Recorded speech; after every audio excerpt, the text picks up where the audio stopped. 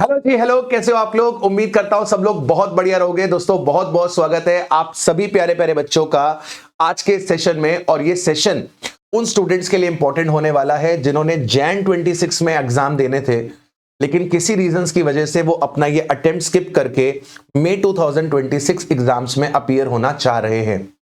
उनके मन को रह रहकर एक सवाल सता रहा है कि सर, बाकी सब तो हम संभाल लेंगे, लेकिन टैक्सेशन का समझ में नहीं आ रहा कि इसका क्या करें।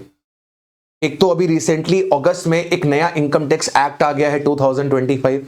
वो टेंशन दे रहा है कि कहीं वो तो हमारे एग्जाम में एप्लीकेबल नहीं हो जाएगा। तो राजा बेटा, मैंने क्लास में भी आपको बताया था कि ये जो एक्ट आया है ये आपके पास एप्लीकेबल होगा आपके मई 2027 में जो एग्जाम्स हैं।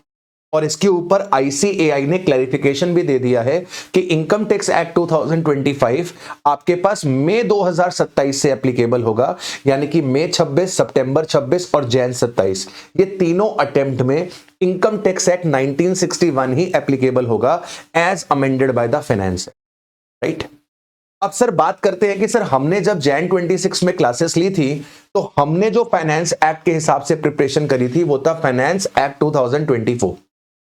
और अब जब हम मई 2026 में एग्जाम देंगे तो उसमें जो फाइनेंस एक्ट एप्लीकेबल होगा that will be finance act 2025, यानी कि income tax act 1961 as amended by finance act 2025 वो आपके एग्जाम में एप्लीकेबल होने वाला। अब बात यह समझनी है कि फाइनेंस एक्ट 24 में और फाइनेंस एक्ट 25 में क्या बहुत ज्यादा अमेंडमेंट्स आ गई हैं? क्या इन अमेंडमेंट्स की वजह से हमें दोबारा से क्लास लेनी चाहिए, हमें दोबारा से बुक्स ऑर्डर करनी चाहिए, हमें दोबारा से क्वेश्चन बैंक्स ऑर्डर करने चाहिए, क्या हमें पूरी प्रिपरेशन दोबारा से करनी चाहिए, या फिर हमने जो जैन 26 में क्लासेस ले रखी हैं, जो कंप्लीट कर रखी हैं, उन्हीं से हमारा काम चल जाएगा? तो आइए उसको यहां पर हम डिस्कस कर लेते हैं। मैं यहां पर क्या कर रहा हूं सर, एक एनालिसिस लेकर आया हूं कि हर चैप्टर में कहां कहां पर आपके पास अमेंडमेंट आई है, और उसके बाद मैं आपको बताऊंगा कि आपको क्या करना चाहिए। सबसे पहले अगर हम बात करें तो जैन 26 से मई 26 में अगर आप शिफ्ट हो रहे हैं तो जो अमेंडमेंट्स आपके पास आने वाली हैं वो कौन सी हैं? सबसे पहला जो चैप्टर आपका होता है बेसिक कॉन्सेप्ट, जिसमें आप टैक्स रेट कैलकुलेट करना सीखते हो, तो उसके अंदर जो आपकी डिफॉल्ट रिजीम है सेक्शन 115 BAC, 115 BAC का जो स्लैब रेट है वो बदल गया है और कुछ चेंज नहीं है। 115 BAC एज इट इज है, केवल स्लैब रेट बदल गया, मतलब टैक्स निकालने का जो स्लैब्स हैं वो बदल दिए। पहले जो आपने स्लैब पढ़ रखा था वो 3 लाख रुपए तक आपका एग्जेम्प्ट करता था, फिर 3 से 7 लाख तक आपका 5% एंड सो ऑन। अब क्या हो गया है, अब आपके 4 लाख रुपए तक बेसिक एग्जेम्पशन लिमिट आ गई है। 4 से 8 लाख तक 5%, 8 से 12 पे 10%, 12 से 16 पे आपका 15%, यानी कि 4-4 लाख का स्लैब कर दिया, केवल स्लैब रेट बदल गया, इतना कोई बड़ा चेंज नहीं है। इसके बाद रिबेट अंडर सेक्शन 87A में भी चेंज है, जो डिफॉल्ट रिजीम की रिबेट है। डिफॉल्ट रिजीम की जो रिबेट है उसकी लिमिट बढ़ा दी है, अब आप 12 लाख रुपए तक की टोटल इनकम तक रिबेट ले सकते हो 87A में। कोई बहुत बड़ा चेंज नहीं है, कॉन्सेप्ट सेम है। इसके बाद रेसिडेंशियल स्टेटस की बात करते हैं तो रेसिडेंशियल स्टेटस के अंदर कोई चेंज नहीं है, जो आपने पढ़ा है वो एज इट इज है। सैलरी की बात करते हैं तो पूरी सैलरी में कहीं पर कोई चेंज नहीं है, एज इट इज है। सिर्फ क्या बदल गया है, स्पेसिफाइड एम्प्लॉइज की जो लिमिट है वो बदल गई है। पहले 50,000 रुपए तक की मॉनेटरी सैलरी वाले बंदे को स्पेसिफाइड एम्प्लॉय बोलते थे, अब ये लिमिट बढ़ाकर शायद 8 लाख रुपए कर दी है, राइट। और मेडिकल ट्रीटमेंट की भी जो लिमिट है ये भी आपकी चेंज हो गई है। तो केवल लिमिट के अंदर चेंज है, कॉन्सेप्ट में कोई चेंज नहीं है। अब अच्छी चीज, एचपी के अंदर, पीजीबीपी के अंदर, कैपिटल गेन के अंदर, अदर सोर्स के अंदर, सेट ऑफ के अंदर, क्लबिंग के अंदर, इन सब के अंदर कोई चेंज ही नहीं है। मतलब सैलरी में भी ना के बराबर चेंज है, सैलरी में भी कोई खास चेंज नहीं है, ना के बराबर है, ना के बराबर। तो यहां पर भी कोई चेंज नहीं है। इसके बाद अगर मैं डिडक्शंस की बात करूं तो डिडक्शंस में सेक्शन 80 CCD के अंदर एक माइनर सा चेंज है, ना के बराबर, तुच्छ बराबर। इसके बाद जो बड़ा चेंज आया है वो कहां आया है, टीडीएस, टीसीएस और एडवांस टैक्स के अंदर आया है। टीडीएस के अंदर काफी ज्यादा चेंज आया है। टीडीएस की जितनी भी आपकी लिमिट्स थी उन लिमिट्स को रिवाइज कर दिया है, उन लिमिट्स को रिवाइज कर दिया है। मतलब जैसे आपका इंटरेस्ट कब तक टीडीएस के दायरे में नहीं आएगा, डिविडेंड कब तक टीडीएस के दायरे में नहीं आएगा, कमीशन कब तक टीडीएस के दायरे में नहीं आएगी।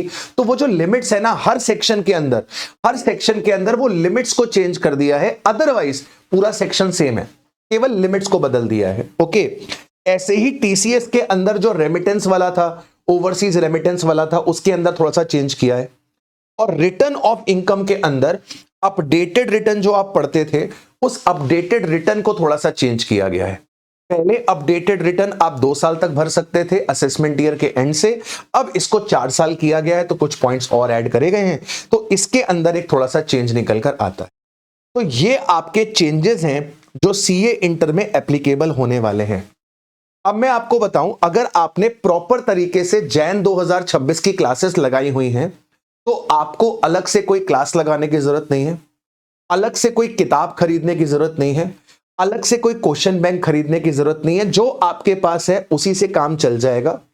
ये जो भी अमेंडमेंट्स हैं, मैं इन अमेंडमेंट्स का एक पीडीएफ आपको प्रोवाइड कर दूंगा। इन अमेंडमेंट्स का मैं एक वीडियो लेक्चर भी आपको यूट्यूब पे फ्री ऑफ कॉस्ट प्रोवाइड कर दूंगा, जिससे आपको पता चल जाएगा कहां कहां पर चेंजेस हैं और क्या क्या चेंजेस हैं। एंड अकॉर्डिंगली आप अपने पास जो भी बुक है, जो भी मटेरियल है, आप उसको अपने पास चेंज कर लीजिएगा, उसको अपने पास आप चेंज कर लीजिएगा। सर, आपको कोई अलग से पैसा खर्च करने की जरूरत नहीं है। अगर आपके कॉन्सेप्ट्स वीक हैं, आपकी क्लासेस ही ढंग से नहीं लगी हैं, then only you should go for a new batch.